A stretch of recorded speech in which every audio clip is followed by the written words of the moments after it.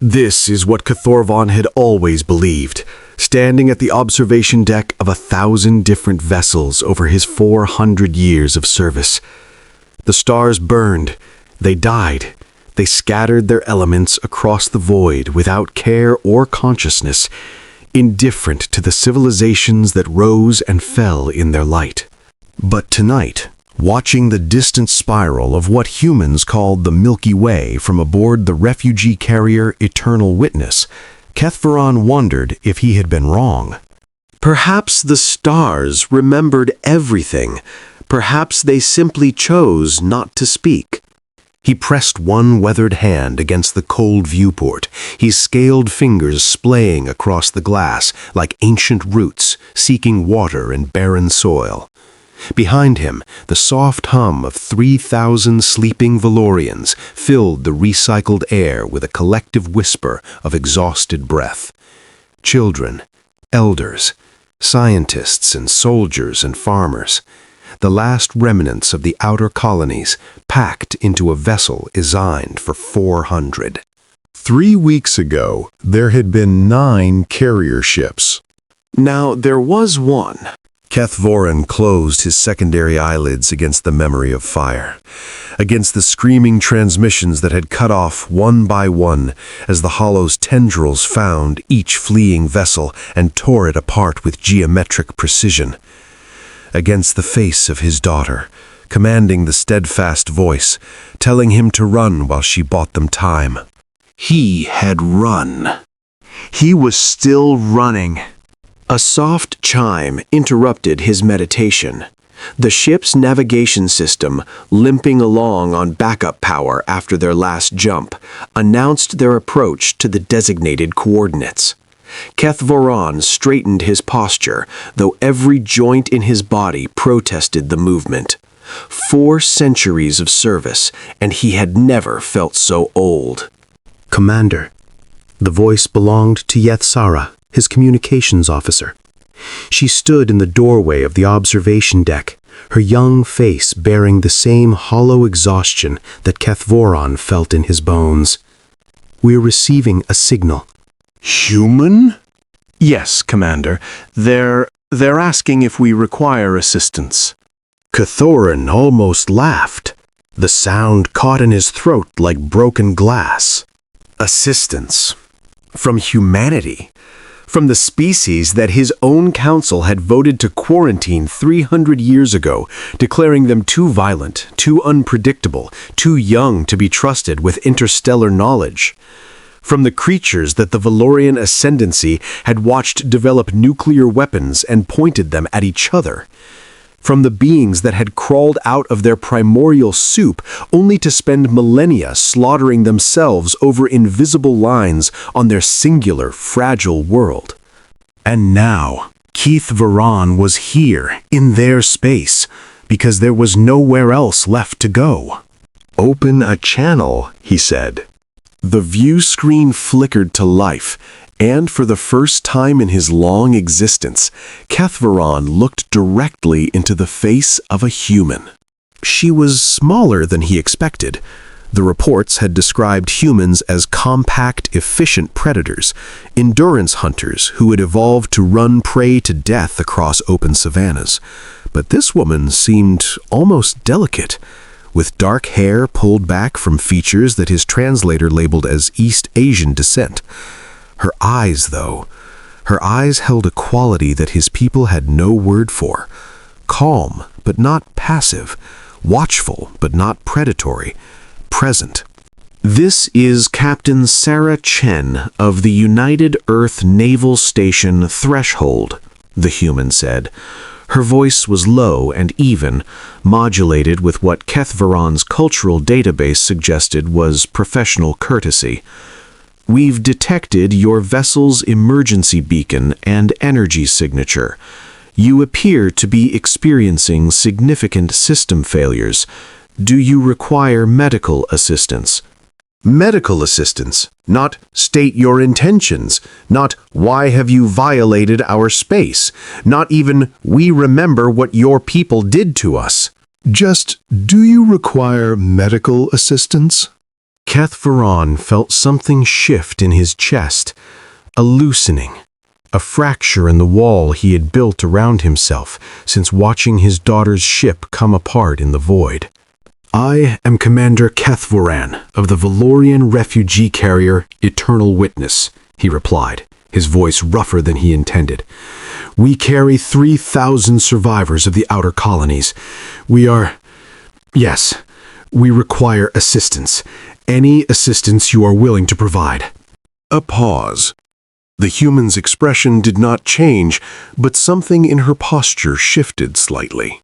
"Commander," Captain Chen said, "our records indicate that the Valorian Ascendancy established a quarantine zone around human space approximately 300 years ago. We were classified as a restricted species. I need to understand why you've come here." This was the moment. Keth had prepared for hostility. He had prepared for rejection, for demands, for the righteous anger of a species that had been deliberately isolated from the galactic community for centuries. He had not prepared for this simple, direct question delivered without any visible emotion. "Because," Keth said, and the words felt like surrender, "there is nowhere else." Another pause, then Captain Chen nodded once. "Transmit your vessel's technical specifications and crew manifest to the attached frequency," she said. "We'll have repair drones alongside within 30 minutes. Medical teams will arrive in 60. In the meantime, I'd like to invite you aboard Threshold for a conversation, Commander. I suspect you have information we need." "And if I refuse the invitation?" "Then we'll still help your people." The human's voice did not change. "The invitation is separate, but I think you'll accept." She was right, and somehow that disturbed Keth more than anything else. The shuttle that carried Keth to Threshold was efficient and unadorned. No ceremonial flourishes, no displays of wealth or power, just clean lines and functional design, piloted by a young human who introduced himself as Lieutenant Park and then fell into comfortable silence for the remainder of the journey. Keth used the time to observe. The station grew larger in the viewport, and with each passing moment his confusion deepened. Threshold was not a military installation. It lacked the aggressive architecture of a fortress, the bristling weapons arrays that the Ascendancy mounted on their border stations. Instead, it resembled something almost civilian. Docking bays, cargo facilities, residential modules that glowed with warm light.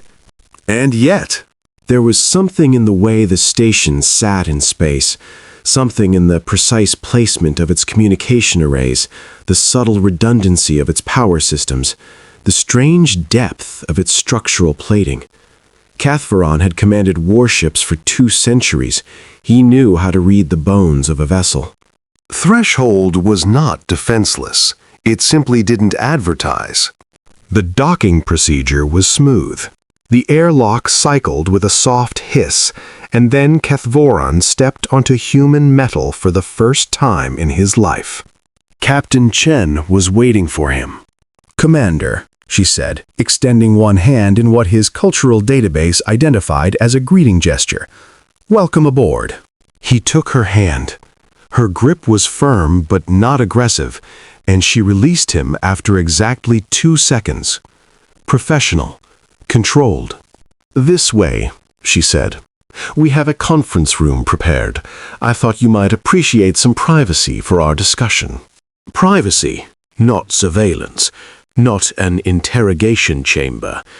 Keth found himself following her through corridors that hummed with quiet activity, humans moving with purpose, nodding politely as they passed, showing no visible reaction to the presence of an alien species that had quarantined them for 3 centuries. No hostility, no fear, no reverence. Just acknowledgement, and then back to work. The conference room was small by Valorian standards, but comfortable. A circular table, soft lighting, a viewport that looked out onto the stars. Captain Chen gestured for him to sit, then took a seat across from him. "Before we begin," she said, "I want to be clear about something. Everything you tell me will be shared with United Earth Command. That's not optional. But I give you my word that we will not use any information you provide against the Valorian people. We are not interested in settling old scores, Commander." "You have every right to be," Kethvaron said quietly. "What my people did to yours Was 300 years ago. Chen's voice was unchanged. And it was done by people who are now dead to people who are also now dead. You didn't vote for the quarantine, Commander. You were busy commanding ships on the far side of your space fighting the expansion wars." Kethvaron went still. "You know my service record." We've been watching your people for a long time. Not with hostility, with interest. She folded her hands on the table. The Valorian Ascendancy is the oldest continuous civilization in this region of space. 11,000 years of recorded history, colonies in 47 systems, diplomatic relations with 312 species, and now you're here, in a damaged carrier, carrying 3,000 refugees. She leaned forward slightly. "What happened?" Kethvaron found that his hands were trembling. "The hollow happened," he said. He told her everything. He told her about the first contact, 18 months ago, when a Valorian survey vessel in the Perseus arm encountered something that defied classification. Not biological, not mechanical, something in between. Something that moved through space like a living wound, tendrils of darkness that consumed light and matter and energy without discrimination. He told her about the diplomatic attempts, the first, the second, the third, each answered with silence and death. The Ascendancy had believed that all intelligent beings could be reasoned with. That was the foundation of their 11,000 years of civilization. The Hollow had no interest in reason. He told her about the fall of the Perseus colonies. 14 worlds, 800 million lives, gone in 6 weeks. He told her about the military response, the greatest fleet the Ascendancy had ever assembled. 3,000 warships gathered at the threshold of night, a nebula that had served as their forward operating base. They had expected resistance. They had prepared for a war. What they found was extinction. "The fleet was destroyed in 46 hours, Kethvaron said, and his voice was hollow. 3,000 ships, 9 million soldiers and crew, the finest military force in 11,000 years of Valorian history. And the Hollow didn't even slow down." Captain Chen's expression had not changed during his account, but something in her eyes had shifted, something that Kethvaron couldn't identify. "How many systems have fallen since then?" she asked quietly. 23. We believe the core worlds are under attack now. The last transmission from the home world was 3 days ago. He paused. There was no transmission after that. Silence filled the conference room. Through the viewport, the stars burned with ancient light. "Why did you come here, Commander?" Chen asked finally. "Not to human space generally, here, to Threshold. This is a small station on the edge of our territory. There are larger facilities closer to your space." Kethvaron met her eyes. "Because I was at the battle of the Threshold of Night," he said. "I commanded the Undying Dawn, one of the few vessels to escape the slaughter, and in the chaos of our retreat, I saw something that I have not spoken of to anyone." "What did you see?" "A human vessel." Chen's expression flickered. the smallest movement of her eyebrows. The first emotion Kethvaran had seen her display. "Explain," she said. It was small, insignificant by our standards. A scout ship, perhaps, or a research vessel. It had no weapons that I could detect, no shields, no armor. It was observing the battle from the edge of the nebula, and when the hollow turned toward it, He stopped. swallowed. What happened? Chen asked softly. It left. It folded space in a way I have never seen, a way that should not be possible according to every principle of physics that my people have developed over 11 millennia. It was there, and then it was simply elsewhere. No energy signature, no transition period, no trace. He leaned forward. Captain Chen, my people developed faster-than-light travel 9,000 years before your species discovered fire. We have charted the mechanics of space-time with a precision that no other civilization has matched, and I am telling you that what I saw was impossible." For a long moment, Chen said nothing. Then she reached across the table and pressed a control panel.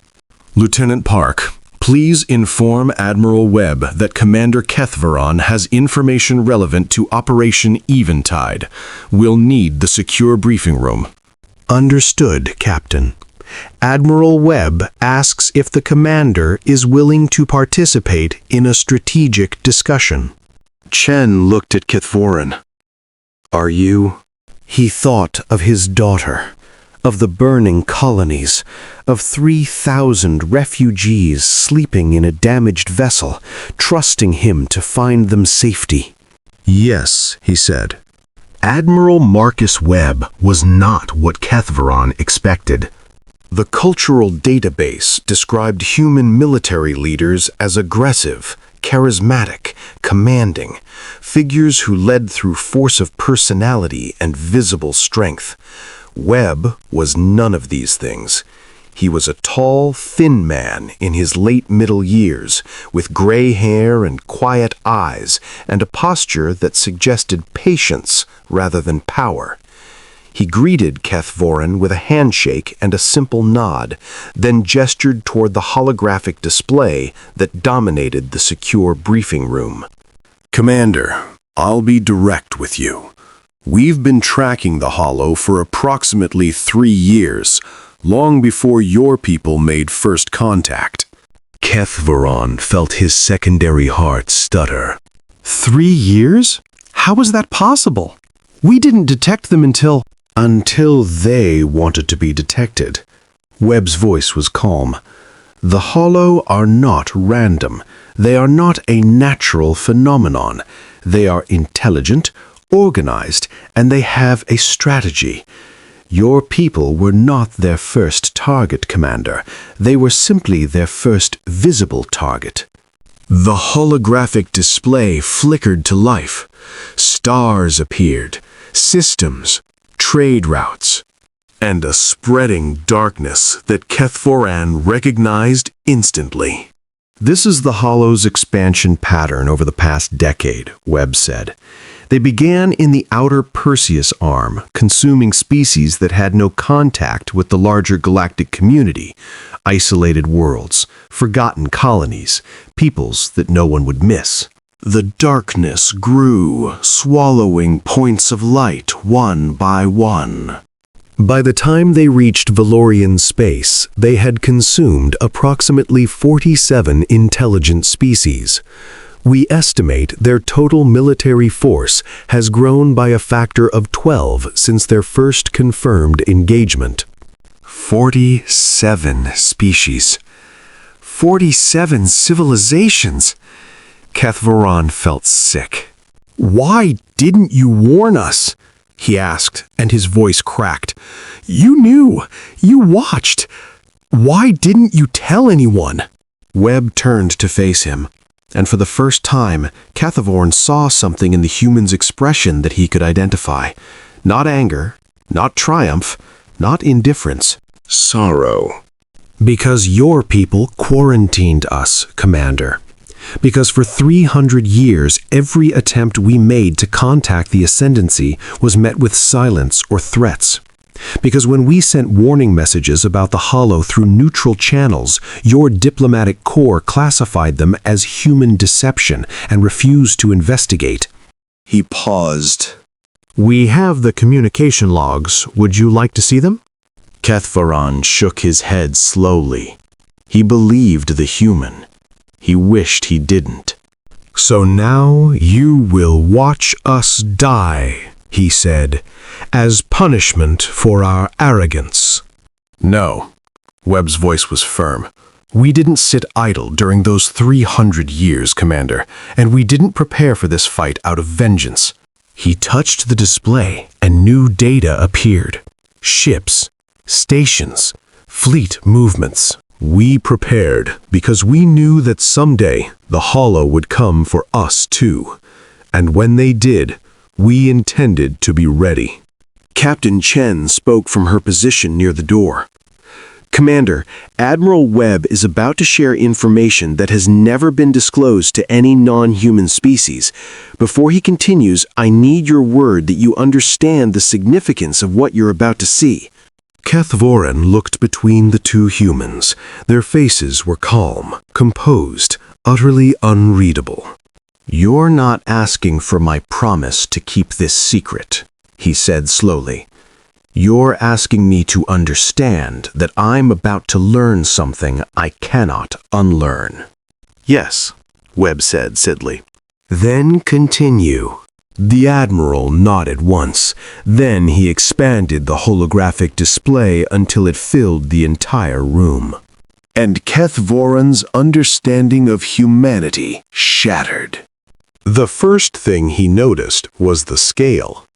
The display showed human space, not the small territory that the Ascendancy's quarantine had permitted, but the true extent of human expansion. It spread across the hologram like a web of light, connecting systems and stations and colonies in a network that defied everything Kethvaron had been taught about this species. 47 systems, the same number the Ascendancy had colonized over 11,000 years. Humanity had achieved it in 3 centuries. How? Kethvaron breathed. We learned from necessity, Webb said. When your people isolated us, we had 2 choices, stagnate or adapt. We chose to adapt. We developed new propulsion systems, new colonization methods, new ways of organizing our society that didn't depend on the galaxy's cooperation. He zoomed in on one section of the display. This is the Forge Network. 18 automated production facilities, each capable of constructing a fully equipped battleship every 72 hours. They've been running continuously for 40 years. Kethvaron did the math. His secondary heart stopped. That's over 7,000 warships. From the Forge Network alone, we have additional production capacity in civilian yards. Webb's voice remained level. Current total military assets exceed 19,000 vessels of cruiser class or higher. Supporting craft and auxiliaries bring the number to approximately 64,000. 64,000 vessels. The Valorian Ascendancy at its height had fielded 8,000. This is impossible, Kethvaron whispered. This is survival, Chen said quietly. We knew we were alone, Commander. We knew that no one was coming to help us, so we built what we needed to protect ourselves. Webb touched the display again, and the perspective shifted.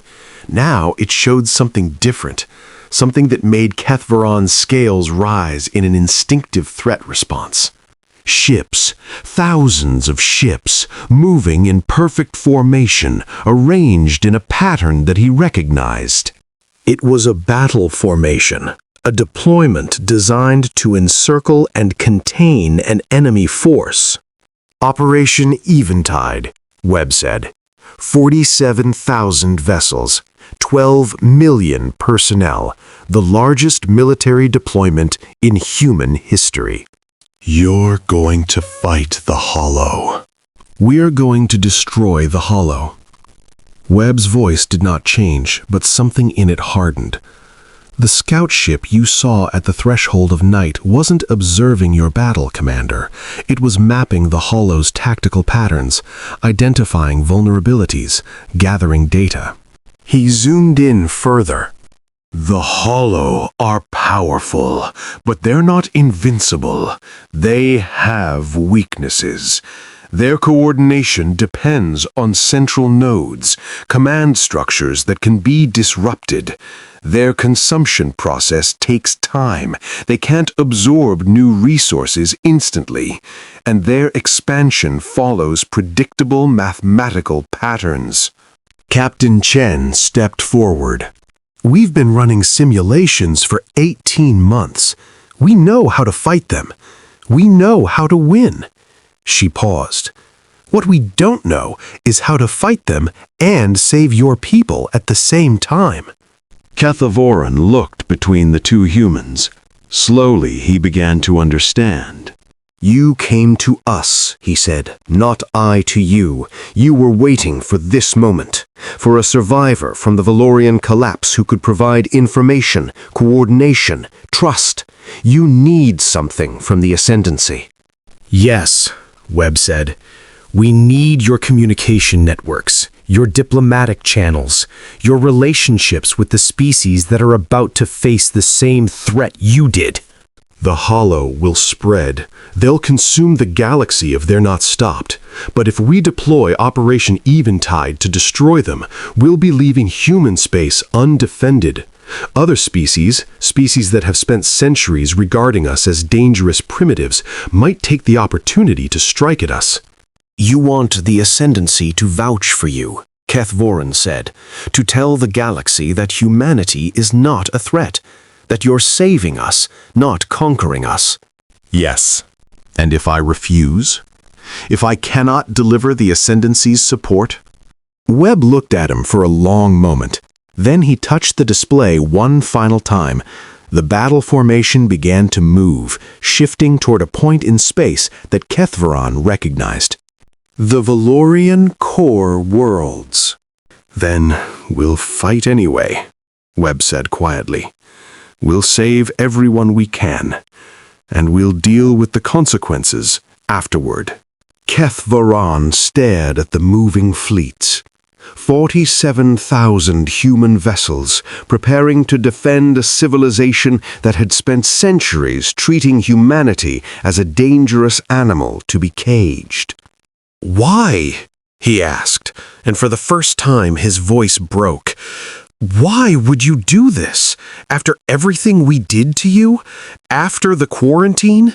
The isolation? The contempt? Captain Chen answered. Her voice was soft, but it carried across the briefing room like a prayer. Because we know what it's like to be alone. They gave Kethavoran quarters to rest. He did not rest. Instead, he stood at the viewport, watching the stars, and he thought about history. The Valorian Ascendancy had existed for 11,000 years. In that time, they had witnessed the rise and fall of countless species. They had catalogued the patterns of civilization, the growth, the peak, the inevitable decline. They believed they understood the shape of galactic history. They believed that age brought wisdom, that experience bred strength, that the oldest civilizations were naturally the most powerful because they had survived the longest. They were wrong. Kethavoran thought about humanity. 200,000 years of existence, 10,000 years of recorded history, 300 years of interstellar capability. An infant species by Valorian standards, a footnote in the great ledger of galactic civilization. And yet, he thought about what Webb had shown him. The Forge network, running for 40 years without pause. The fleet deployment, coordinated across 47 systems with perfect precision. The calm, measured confidence in Chen's voice when she spoke of fighting an enemy that had destroyed 3,000 Valorian warships in less than 2 days. How had they done it?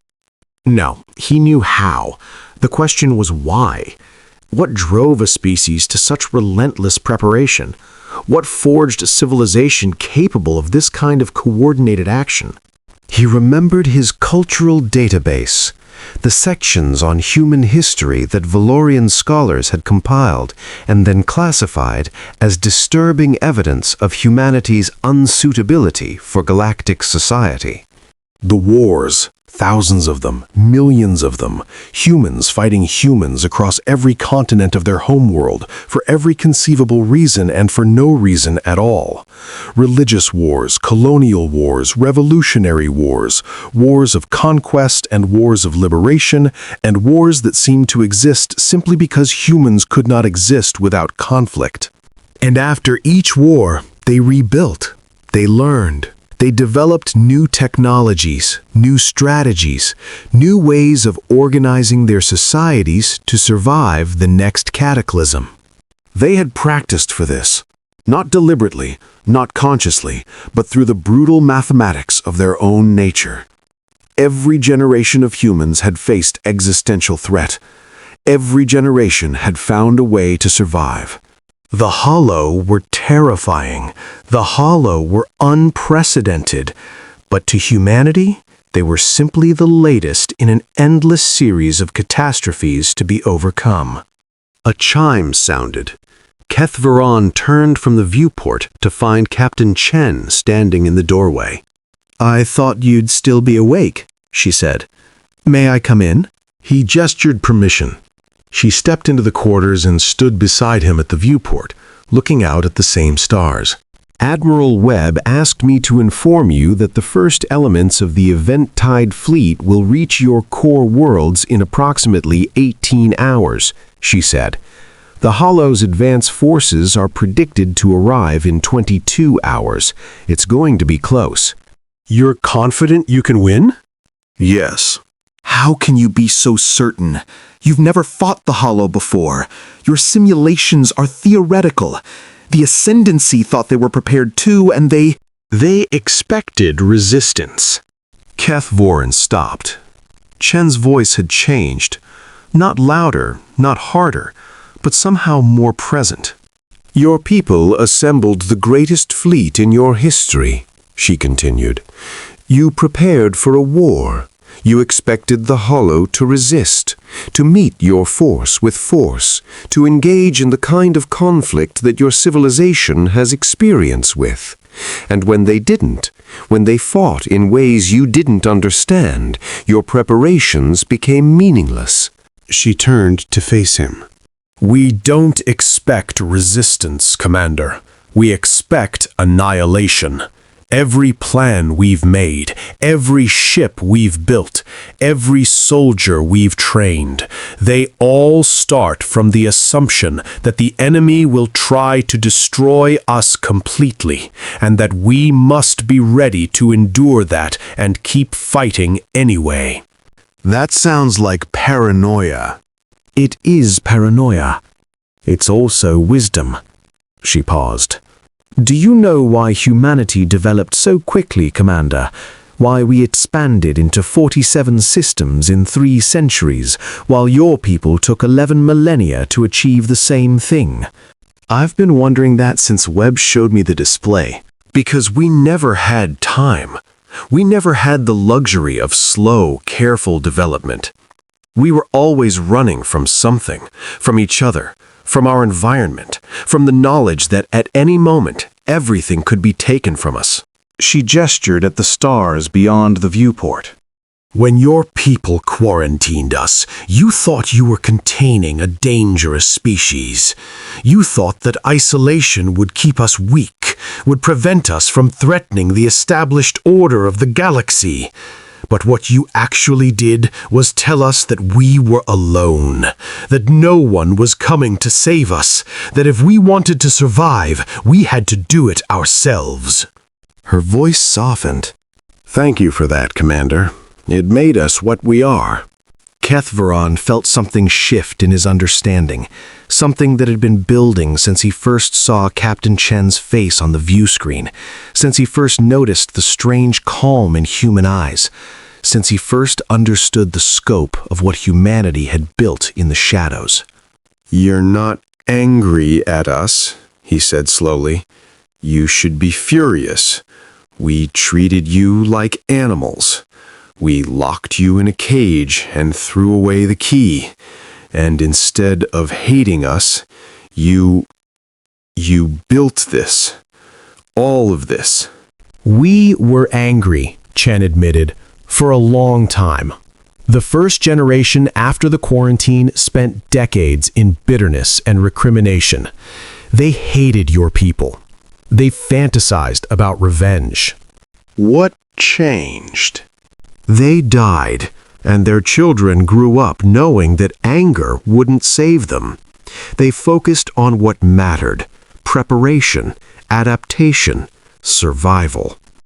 Each generation passed on not hatred, but purpose. She smiled slightly, the first time Kethvaron had seen her smile. Humans are remarkably good at turning trauma into motivation, Commander. It's one of our more useful adaptations. Kethvaron thought about his own people, about the Ascendancy's long history, their careful diplomacy, their measured approach to conflict. They had spent 11,000 years building a civilization based on stability and order and the assumption that the universe could be understood and controlled.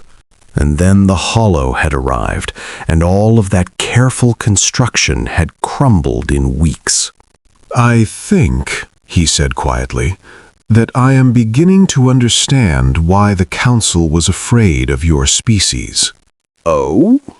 Not because you are violent, not because you are unpredictable, but because you are forged. He met her eyes. Every challenge makes you stronger. Every enemy teaches you. Every defeat becomes fuel for the next victory. You do not break under pressure. You transform. Chen's smile faded. Her expression became something else, something older. "We break," she said softly. "We break all the time, Commander. We've lost billions of lives in our wars. We've destroyed our environment. We've come within moments of annihilating ourselves on multiple occasions. We are not unbreakable." Then how? We break and we keep going anyway. That's all. That's the whole secret. We get knocked down and we stand back up, and we keep fighting until we can't fight anymore. And then the next generation stands up and keeps fighting in our place. She turned back to the viewport. The Hollow are powerful.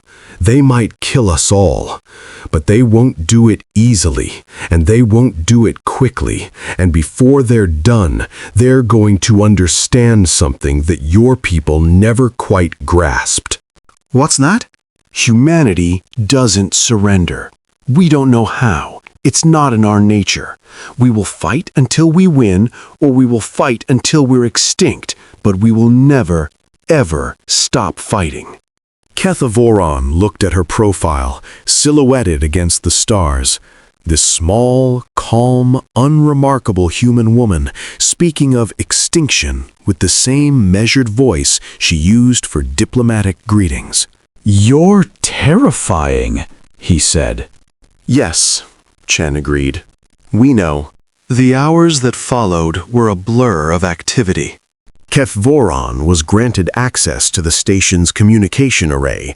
Not restricted access, not monitored access, but full access, with the ability to contact anyone in range. He spent those hours reaching out to every surviving Valorian commander he could find, every diplomat, every leader who might still have the authority to speak for the Ascendancy. He told them what he had seen, what humanity had built, what was coming. The responses were mixed. Some refused to believe him. Some accused him of treason. Some simply wept with relief. But enough of them listened.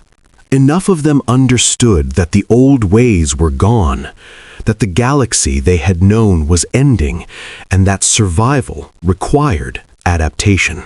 When the Eventide fleet began its approach to Valorian space, the remaining elements of the Ascendancy's military received orders to stand down and facilitate human deployment, not commands, requests.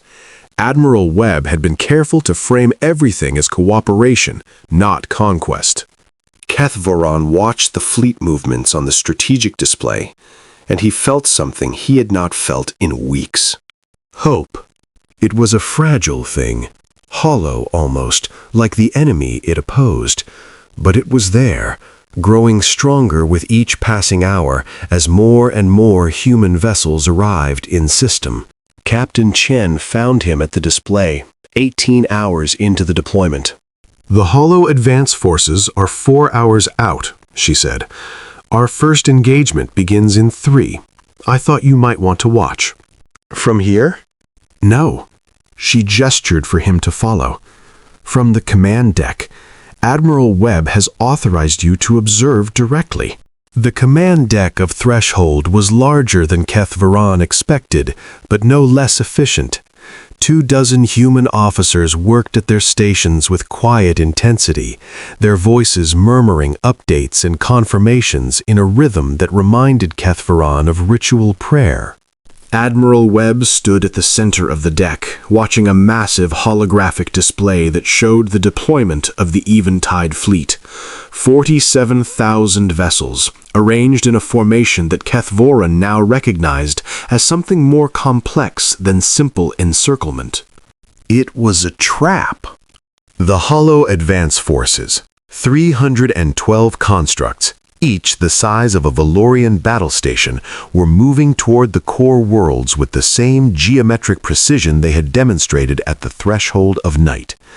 They expected no resistance. They had learned from their previous engagements that the Valorian military was broken, that nothing remained to oppose their advance. They did not know about humanity. "Fleet elements are in position," one of the officers reported. "All task forces confirm ready status." "Communication with the hollow constructs?" Webb asked. "Negative, Admiral. They're not responding to any frequency." "Expected." Webb's voice was calm. "Begin Operation Eventide. Phase 1. Attrition." What happened next would haunt Kethvaron for the rest of his life. The human fleet did not charge. It did not form battle lines or deploy in classic combat formations. Instead, it began to move in a pattern that Kethvaron's tactical experience could not parse, a flowing, liquid movement that seemed almost random until he looked closer and saw the precision underneath. The hollow constructs detected the approaching vessels and adjusted their formation, spreading out to engage the human ships. They were following their established protocols, the same protocols that had allowed them to destroy 3,000 Valorian warships. They expected resistance. The human ships did not resist. They flowed around the hollow constructs like water around stones, never engaging directly, never presenting targets for the enemy's geometric attack patterns. Instead, they deployed swarms of smaller craft, drones, Kethvaron realized, thousands of them, that raced toward the hollow constructs and attached themselves to their surfaces. Phase 1 complete, the officer reported. Tagging drones deployed on all 312 constructs. Telemetry confirmed. Phase 2, Webb said. The human fleet shifted again. This time, the vessels formed a loose sphere around the hollow constructs, maintaining distance, refusing to engage. The hollow, for the first time that Kethvaron had observed, hesitated. They didn't know what was happening.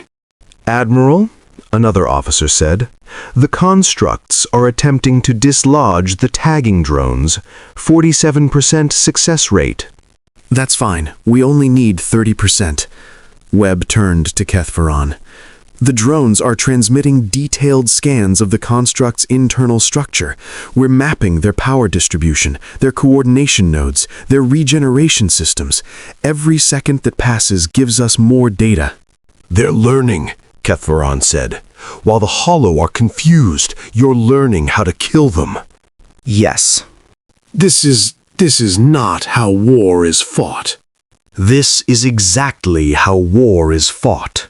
Webb's voice carried a weight that Kethvaron felt in his bones. War is not about glory, Commander. It's not about courage or honor or proving your strength. War is about understanding your enemy, exploiting their weaknesses, and destroying them with maximum efficiency and minimum loss. He gestured at the display. The Hollow are powerful, but they've never faced an enemy that fights the way we fight. They've never faced an enemy that sees battle as a puzzle to be solved, rather than a test to be endured. Phase 2 complete, the officer announced. Full structural analysis achieved on 94% of constructs. Optimal target zones identified. Phase 3. The human fleet moved again, and this time they did not flow around the Hollow constructs. They attacked, but not with the overwhelming force that the Valorian fleet had attempted, not with massed firepower designed to overwhelm through sheer weight of numbers. Instead, the human ships struck with surgical precision, concentrating their weapons on specific points that Kethvaron's eyes could barely follow. The Hollow constructs began to die. It was not dramatic. It was not heroic. It was slaughter. Each human ship knew exactly where to strike, exactly how much force to apply, exactly when to withdraw and allow the next vessel to take its place. The construct's defenses, designed to counter the kind of broad-spectrum attacks that the Valorian military had favored, were useless against this targeted dismemberment. One by one, the great constructs went dark. 270 constructs destroyed, the officer reported. 42 remaining. Our losses, 18 vessels. All crews recovered. Kethvaron stared at the display. 18 vessels lost, against 312 Hollow constructs. This isn't possible, he whispered. This is preparation, Webb said. This is what happens when a species spends 3 centuries knowing that someday something would come to destroy them and they'd have to fight it alone. Phase 4. Containment. The remaining 42 constructs were surrounded, herded, compressed into a shrinking sphere of human vessels. They fought back. Of course they fought back. But their attacks were scattered, uncoordinated. The geometric precision that had characterized their assault on the Valorian fleet now shattered by the loss of their coordination nodes. They had become what they were designed to consume. Fragments. Full containment achieved, the officer said. Ready for Phase 5. Webb turned to Kethvaron. This is for your people, he said quietly. Phase 5. Annihilation. The sphere of human vessels contracted. Weapons fire poured inward from every direction, concentrated, focused, devastating. In 7 minutes, the Hollow advance force was gone. Silence fell over the command deck. Kethvaron realized that his hands were shaking. That was the first engagement, Webb said. The main body of the Hollow force is still 36 hours away, approximately 17,000 constructs. They're going to be harder to destroy. Harder? Kethvaron repeated.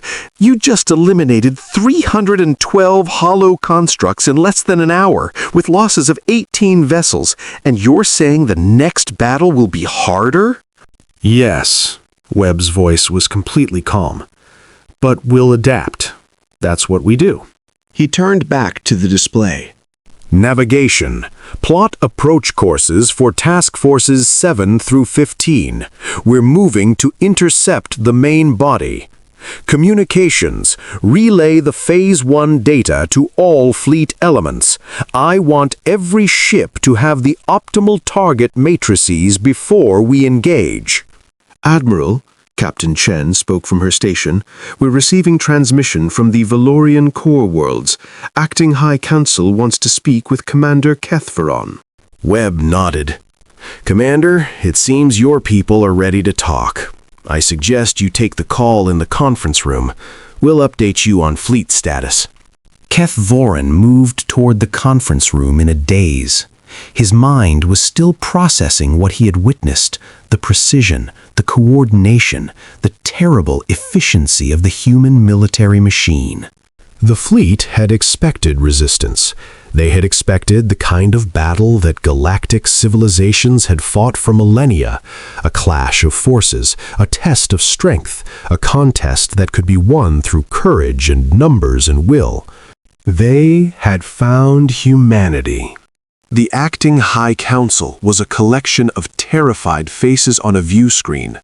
They wanted to know what was happening.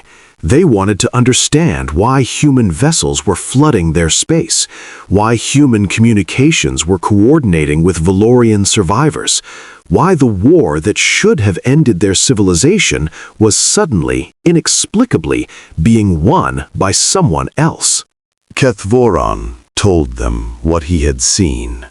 He described the human fleet, the forge network, the decades of preparation, the battle that had just ended, the precision slaughter of 312 hollow constructs by forces that had lost only 18 vessels. He told them about Captain Chen's words, about the generations of humans who had transformed trauma into purpose, about the species that had spent 3 centuries in isolation, using that time not to stagnate, but to prepare. He told them about Admiral Webb, about the calm voice that spoke of annihilating an existential threat with the same measured tone used for routine operations, about the confidence that came not from arrogance, but from absolute certainty in their preparation. And then he told them the truth. We were wrong about them, Kethveron said. We looked at their history and saw violence. We looked at their nature and saw danger. We quarantined them because we feared what they might become, and we never once considered what they might become without us. He paused. They became this, a civilization forged by isolation, a species that learned to fight because they had no choice, an enemy's worst nightmare, not because they are cruel or aggressive or ambitious, but because they simply do not stop. What do they want from us? One of the council members asked. What payment are they demanding for this assistance? Nothing. That's impossible. No species acts without self-interest.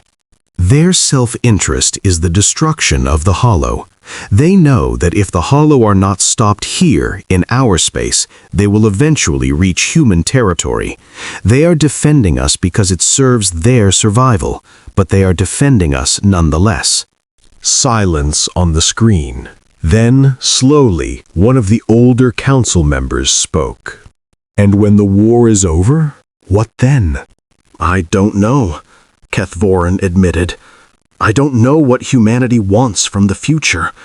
I don't know if they'll seek revenge for the quarantine, or demand concessions, or simply return to their space and continue their isolation. Then what do you know, Commander? Kethveron thought about Captain Chen, about the calm in her eyes, the sorrow in Admiral Webb's voice, the efficiency of the officers on the command deck.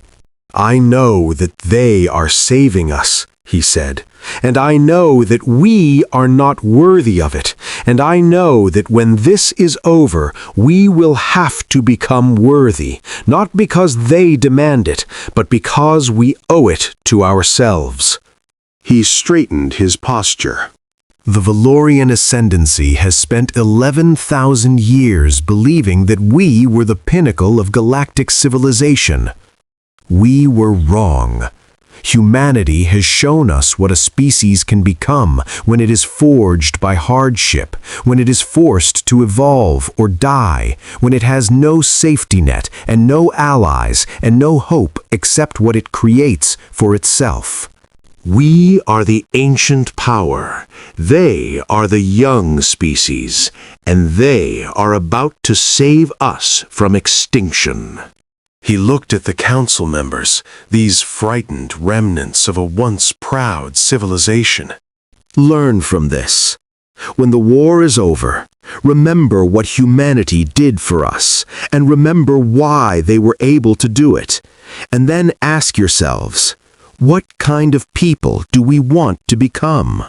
The main engagement began 36 hours later. Kethvaron watched from the command deck of Threshold as the Eventide fleet engaged 17,000 hollow constructs in the largest battle in recorded galactic history. It was not beautiful. It was not elegant. It was the grim, methodical work of destruction, the application of overwhelming force and superior strategy against an enemy that had never faced anything like humanity before. The Hollow adapted. Of course they adapted. That was their nature, their terrible strength, their ability to absorb and learn and improve with each engagement. But humanity adapted faster. Every time the Hollow developed a new defense, the human fleet found a counter. Every time the constructs changed their formation, the task forces adjusted to exploit new weaknesses. Every time it seemed like the Hollow were gaining ground, fresh human vessels arrived from the Forge network, replacements manufactured in the time it took to fight a single engagement. It was not a battle. It was a war of attrition, and humanity was winning. Hours passed, then days. Kethvaron barely slept. He watched as human losses mounted into the hundreds, then the thousands, then beyond. He watched as task forces were destroyed and rebuilt, as admirals fell and were replaced, as the human military machine ground forward with relentless, unstoppable momentum. And he watched as the Hollow died. Construct by construct, the enemy was dismantled. Their coordination networks were shattered. Their regeneration systems were overloaded. Their geometric precision was turned against them by human strategists who had spent decades developing countermeasures for exactly this kind of threat. On the fifth day, the last hollow construct went dark. The command deck of Threshold fell silent. Officers stared at their displays, unable to process what they were seeing. Then, slowly, a sound began to build. A cheer, a roar, a primal expression of relief and triumph that swept through the station like a wave. The Hollow were destroyed. Humanity had won. In the aftermath, Keith Voren found Admiral Webb on the observation deck. The human was standing at the viewport, looking out at the stars. His face was drawn with exhaustion, his eyes hollow with the weight of the decisions he had made. "Admiral," Kethvaron said. "Commander, Webb didn't turn. It's over. The core worlds are safe. Your people will survive." Thanks to you. "Thanks to us." Webb's voice was quiet. 12,000 ships destroyed, 847,000 human lives lost, the largest military engagement in our history, and we won. He was silent for a moment. It doesn't feel like victory. Kethvaron stood beside him, looking out at the same stars. "I have commanded fleets for 200 years," he said. "I have fought in 17 major engagements. I have lost soldiers under my command, and I have never forgotten a single one of their names. Then you understand. I understand that victory always costs more than it seems worth. I understand that the people who fight wars are rarely the people who start them. And I understand that you just sacrificed 800,000 of your people to save a civilization that spent 3 centuries treating you as animals. Webb turned to look at him. Why do you think we did it? Keth Voron considered the question. He thought about everything he had learned in the past week, about humanity's history, their nature, their terrifying capacity for violence, and their equally terrifying capacity for sacrifice. Because you couldn't have lived with yourselves if you didn't, he said finally. Webb smiled, a small, tired expression that carried more weight than any of his orders during the battle. Captain Chen said something to you, didn't she? About what it's like to be alone? Yes. We know that feeling too well to inflict it on anyone else, even people who deserve it. Webb turned back to the viewport. Your people quarantined us because they thought we were dangerous. They were right, we are dangerous, but they didn't understand what kind of dangerous we are. What kind is that? The kind that will fight to the death for people we've never met. The kind that will sacrifice everything for strangers because we know what it's like to have no one sacrifice anything for us. He paused. The kind that is terrifying, not because we want to destroy, but because we will never, ever give up. Keth Voron thought about the battle, about the human ships that had charged into certain death to protect formations that included Valorian survivors, about the officers who had volunteered for suicide missions without hesitation, about the calm voices that had coordinated a galaxy-spanning military operation with precision that the Ascendancy had never achieved. I think, he said slowly, that I finally understand why the Council was afraid of you. Oh? Not because you are violent, not because you are unpredictable, but because you are better than us. Webb was silent. You faced isolation, and you built the greatest military force in galactic history. You faced contempt, and you developed compassion for those who showed you none. You faced the end of everything, and you saved us anyway. Not for reward, not for revenge, but because it was the right thing to do. Keth Voron's voice cracked. My daughter died buying time for the refugees to escape. She sacrificed herself for people she didn't know. I thought that made her exceptional. Now I understand that to humanity, that's simply normal. Webb put his hand on Keth Voron's shoulder. She was exceptional, he said quietly. She was exactly like us. And I'm sorry we couldn't save her. For a long moment, neither of them spoke. Then Keth Voron asked the question that had been building in him since the first day. What happens now? What does humanity want from the future? Webb considered the question. We want what we've always wanted. Safety, stability, a chance to grow and develop without having to worry about extinction every generation. He paused. We'd like to not be alone anymore. The quarantine is over. Your acting High Council already announced it. We're free to participate in galactic society for the first time in 3 centuries. Keth Voron felt something shift in his chest. Relief, yes, but also something else, something like hope. What will you do with that freedom? Same thing we've always done. Webb smiled, a real smile, tired but genuine. Survive, adapt, build. We're good at that. You're good at everything.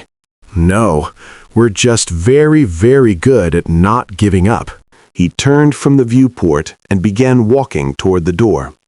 Get some rest, Commander. Tomorrow there's going to be a lot of work to do. Rebuilding, reconstruction, the hard part of winning a war. Admiral. Webb stopped. Thank you, Keith Varan said. On behalf of the Valorian Ascendancy, on behalf of every species that the Hollow would have consumed, thank you. Webb nodded once. You're welcome, Commander. Now get some rest. The galaxy isn't going to rebuild itself. He left, and Keth Varan was alone with the stars. In the years that followed, the galaxy changed. The Hollow were gone, but their mark remained, a scar across the Perseus arm, a warning of what happened when civilizations grew complacent. The Valorian Ascendancy was rebuilding, slowly with humanity's assistance and the support of dozens of species that had once regarded humans as dangerous primitives. The quarantine was not merely ended, it was renounced.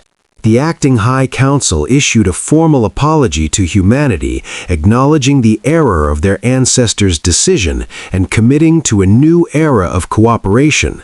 Other species followed, their leaders quietly mortified by the realization that they had locked away the galaxy's greatest protectors for 3 centuries. Humanity accepted the apologies with the same calm dignity they had shown throughout the crisis. They did not gloat. They did not demand reparations. They simply integrated into galactic society, sharing their technology and their strategies and their strange, terrifying resilience. And they kept building. The Forge network expanded, new defense systems were developed. Human strategists worked alongside Valorian commanders, sharing the lessons of the Hollow War, preparing for threats that had not yet emerged. Because humanity knew what the rest of the galaxy was only beginning to understand. The Hollow were not unique. The universe was vast and ancient and full of dangers. The next existential threat was already out there, somewhere in the dark between the stars, waiting. And when it came, humanity would be ready. Keth Varan lived another 50 years. He spent much of that time as an ambassador between the Ascendancy and Earth, bridging the gap between 2 civilizations that had once regarded each other as enemies. He learned human languages, studied human history, made human friends who never quite understood why he looked at them with such profound respect. He visited Earth once in his final years. He walked the streets of cities that had been built and rebuilt a dozen times over, saw the monuments to wars that had killed billions, stood in the silence of memorial gardens that stretched for kilometers. And he understood, finally, what made humanity different. Not their violence, not their adaptability, not even their resilience. It was their memory. Humans remembered everything, every war, every disaster, every mistake. They built monuments to their failures as well as their victories. They taught their children about the worst moments in their history, not to glorify them, but to ensure they were never repeated.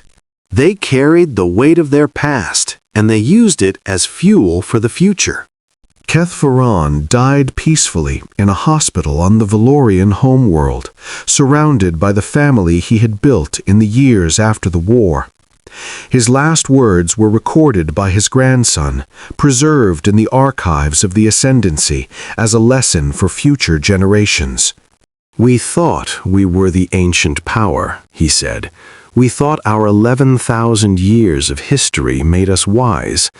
But we were children, playing at civilization, dreaming that the universe was safe." His eyes, dimmed by age, looked toward the viewport, toward the stars. Humanity taught us the truth. They showed us what a species becomes when it faces extinction every generation and refuses to break. They showed us what strength really means. And when the Hollow came for us, when the fleet expected resistance, He smiled. They found humanity instead. The stars have no memory. This is what Kethvarin had believed once, standing at the observation deck of 1,000 different vessels over 400 years of service. He was wrong. The stars remember everything. They remember the worlds that formed from their dust, the species that evolved in their light, the civilizations that rose and fell across the long millennia of cosmic history. And now they remember humanity. A species forged by struggle. A civilization built on survival. A people who learned to endure every catastrophe the universe could devise, and who emerged from each one stronger than before.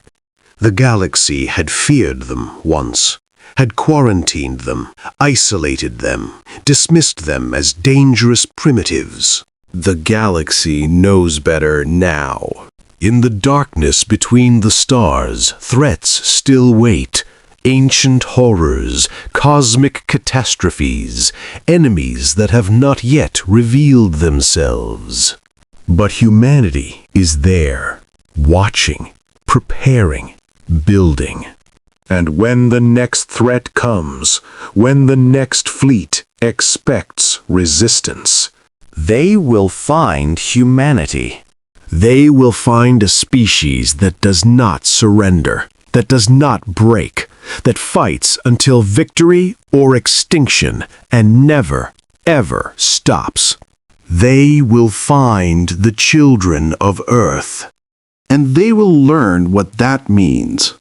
Train yourself as an elite HFY Sci-Fi storyteller. The fleet expected resistance. They found humanity best. SHFY Stories. The title must shape the entire narrative, tone, and payoff of the story, with the meaning of the title becoming fully clear only by the end. The story must begin quietly and cinematically, with a reflective, almost poetic opening about the stars, time, or history, creating a sense of cosmic scale before any conflict is revealed. Avoid action at the start. Build curiosity, mystery, and emotional tension immediately so the audience feels compelled to keep listening. The narrative must follow a clear point of view, primarily from a non-human alien character belonging to an ancient, highly advanced civilization that has existed for thousands of years and once dismissed humanity as primitive, insignificant, or dangerous. This character must be named and emotionally developed, showing exhaustion, fear, regret, suppressed pride, and growing awe. The alien civilization must be facing a catastrophic collapse or extinction-level war, with losses revealed gradually through dialogue, memory, and observation. Fleets, worlds, and billions of lives must be lost, but never dumped all at once. Let the scale unfold naturally and emotionally. Humans must initially appear calm, restrained, and unimpressive on the surface. Their stations, ships, and behavior should feel functional rather than grand. Human characters should be polite, observant, emotionally intelligent, and controlled. They must never boast or explain their power directly.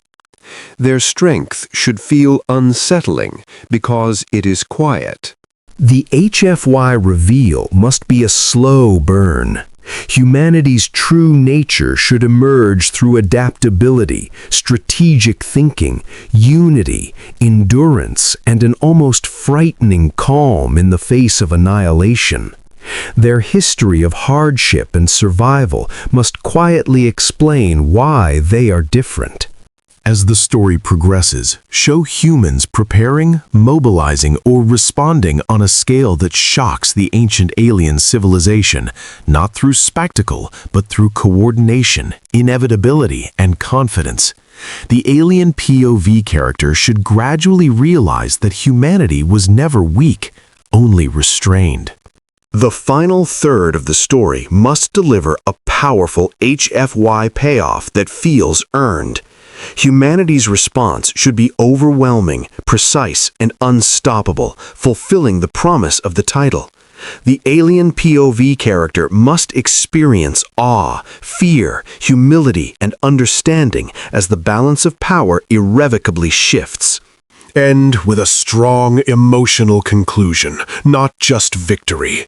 The final lines should leave the audience with chills, reinforcing themes of humility, endurance, empathy, and the terrifying strength of a species forged by struggle. Do not include bullet points, section headers, explanations, summaries, or author commentary. Do not rush pacing.